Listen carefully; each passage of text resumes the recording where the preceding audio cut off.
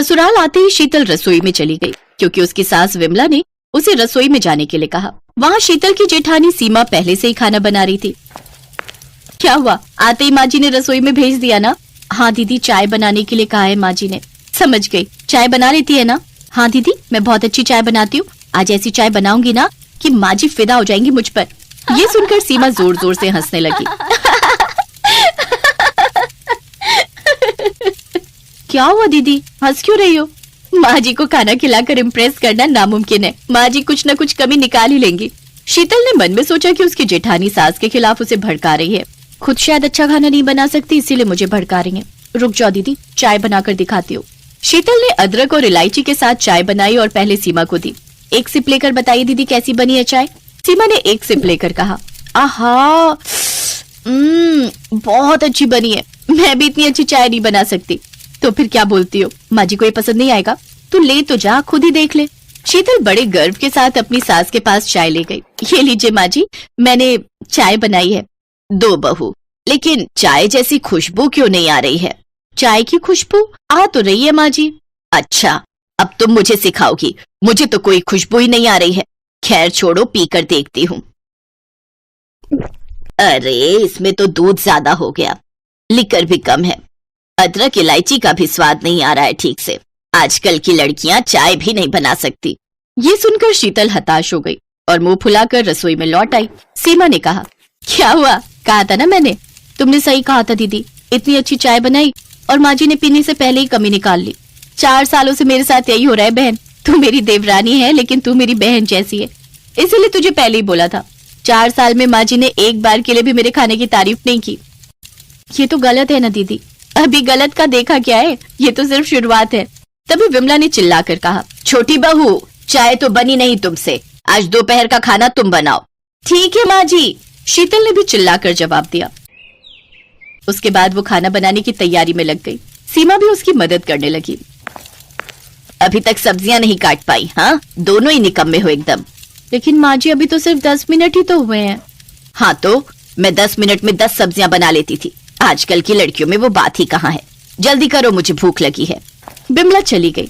देखा, अभी तू देखती जा, माँ जी कम से कम 10 बार आएंगी और ताना मार कर जाएंगी।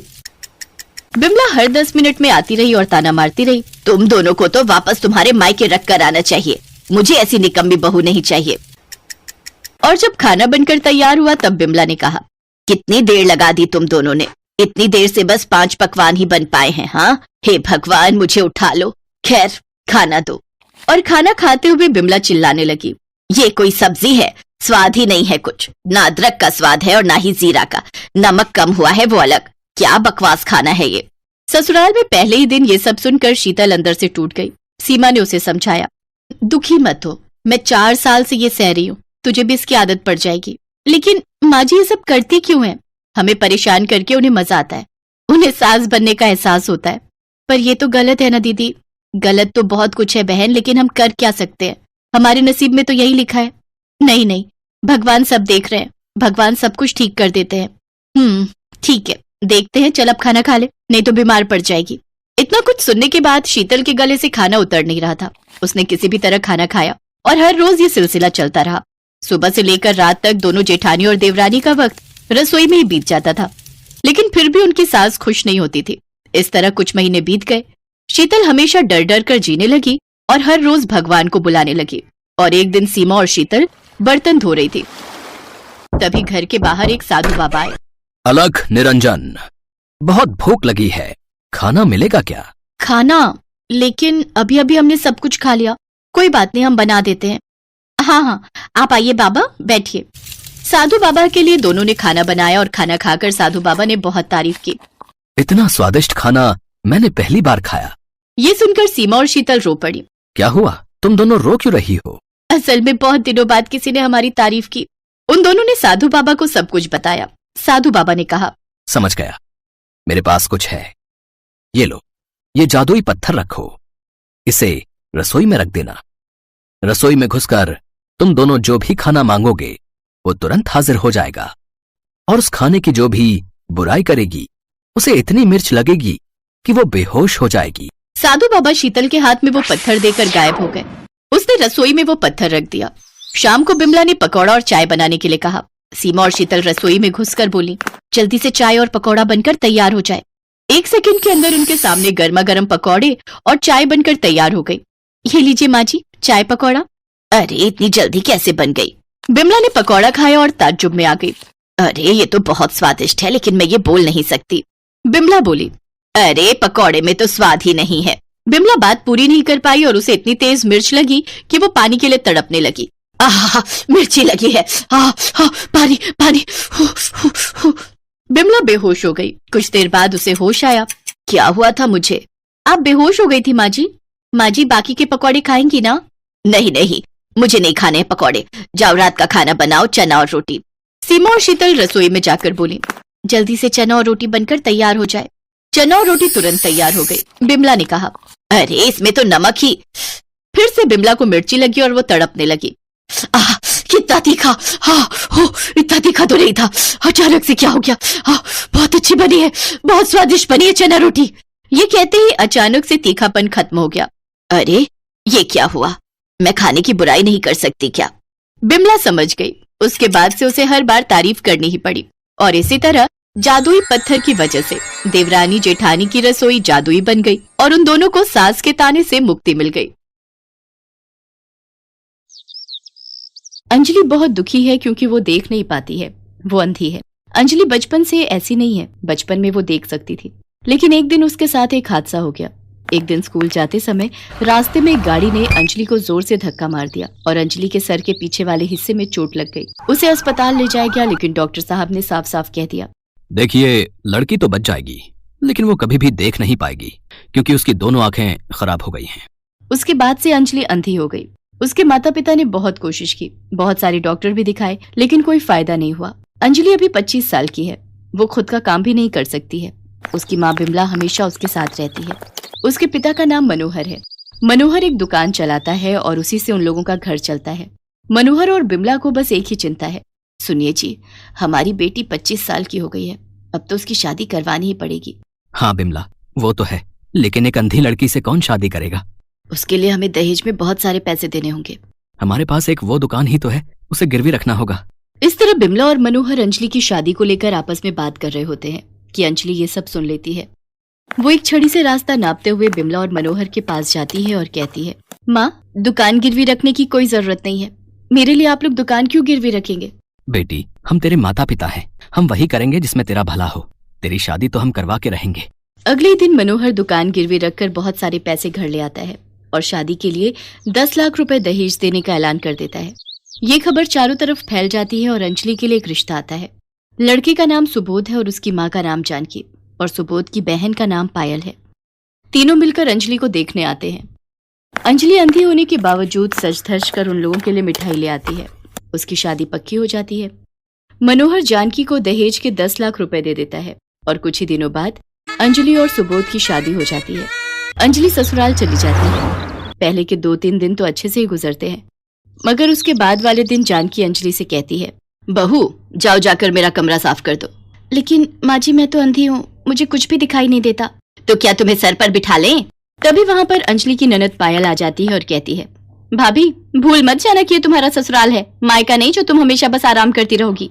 यहाँ रहना है तो घर का कुछ काम तो करना ही पड़ेगा। नहीं नहीं पायल, मैं आराम नहीं करती हूँ, वो तो मुझे कुछ दिखता नहीं है, वरना काम करने से मुझे कोई ऐतराज नहीं है। अब जानकी चिल्लाना शुरू करती है, चुप रह कलमुही, कामचोर कहीं की, हमेशा बस अंधी होने का फायदा उठाती है। जो बोल रही हूँ वो चुपचाप सुन ले, नहीं तो मार मार कर यहाँ से दफा कर दूंगी। ये सुनकर अंजलि घबरा जाती है, साथ साथ उसे बहुत डर भी लगने लगता है। डर के मारे वो बड़ी मुश्किल से चलते हुए जानकी के कमरे में जाती है और झाड़ू से कमरा साफ करने लगती है, लेकिन उसे तो कुछ दिख ही नहीं रहा था।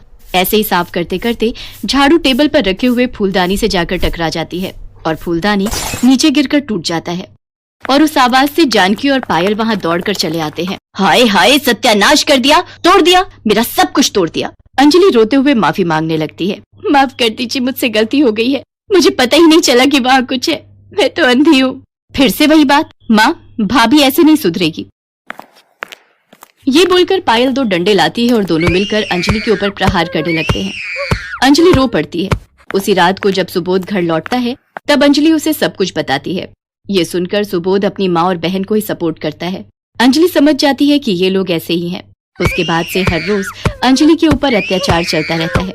कुछ दिन बाद सुबोध जानकी से कहता है, माँ, आपने दहेज के लिए शादी करने को बोला, मैंने कर लिया, मगर मैं नंदिनी से प्यार करता हूँ, मैं उससे शादी करना चाहता हूँ माँ। मुझे पता है बेटा, मगर उसके पहले इस अंजलि का कुछ करना पड़ेगा। मेरे पास एक आइडिया है माँ। पायल आइडिया बताती है और सभी वो करने के लिए राजी हो जाते हैं। अगले दिन सुबोध अंजलि को एक अच्छे आंखों के डॉक्टर के पास ले जाने के बहाने घर से दूर ले जाता है। वो अंजलि को लेकर एक जंगल में पहुंच जाता है। घना जंगल, चारों तरफ कोई नहीं है। अंजलि को कुछ अजीब सा लगता है। वो कहती है, ये तुम मुझे कहाँ ले आए हो? आसपास और कोई इंसान नहीं है क्या? हाँ है ना, तुम चिंता मत करो अंजलि, आज ही तुम्हारी आंखें बिल्कुल ठीक हो जाएंगी, तुम फिर से देख पाओगी। तुम यहीं पर रुको, मैं अभी आता हूँ, ठीक है? ये बोलकर सुबोध वहाँ से चला जाता है। अंजलि अकेली जंगल के बीचों बीच खड़ी रहती है। शाम हो जाती है। बहुत इंतजार के बाद भी जब सुबोध नहीं आता है, तब अंजलि सब कुछ समझ जाती है और वो रोने लगती है। हे भगवान, ये मेरे साथ क्या हो रहा है? क्यों हो रहा है? मुझे पता है मेरे पति मुझे यहाँ छोड़कर भाग गया है। मैं अंधी हूँ, उसमें मेरी क्या गलती है? तभी वहाँ पर एक बूढ़ी औरत आ जाती है और अंजलि से कहती है, बेटी, तुम्हारे पास कुछ खाने को मिलेगा?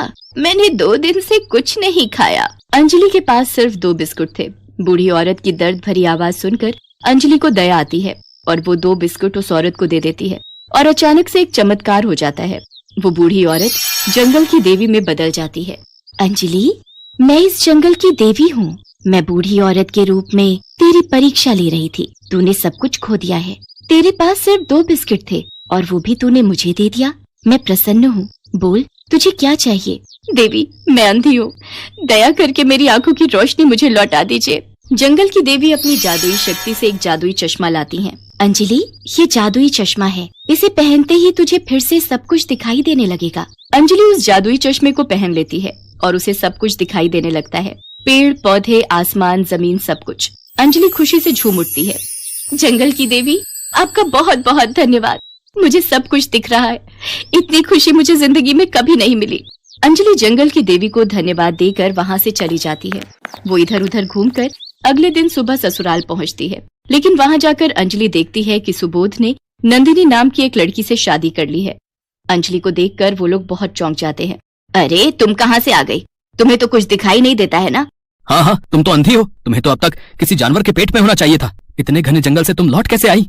ये सुनकर हंसते हुए अंजलि कहती है, मुझे पता है तुम लोग मुझे मारना चाहते थे। सिर्फ और सिर्फ दहेज के लिए तुम लोगों ने मुझे इस घर की बहू बनाया, लेकिन अब मैं सब कुछ देख सकती हूँ।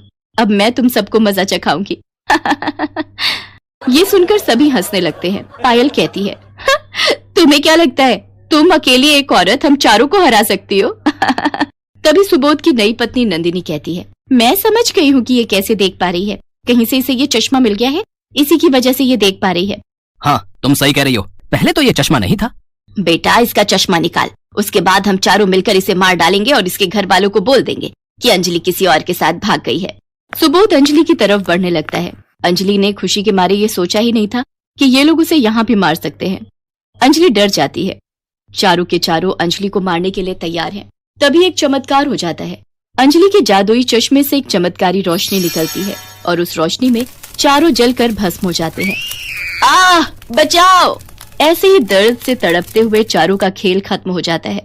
अंजलि को इंसाफ मिलता है। उसने नहीं सोचा था कि उसका ये जादुई चश्मा ऐसा भी कर सकता है। वो मन ही मन जंगल की देवी को धन्यवाद देती है और इसके बाद वो अपने मायके लौट जाती है और अपने माता पिता को सब कुछ बताती है।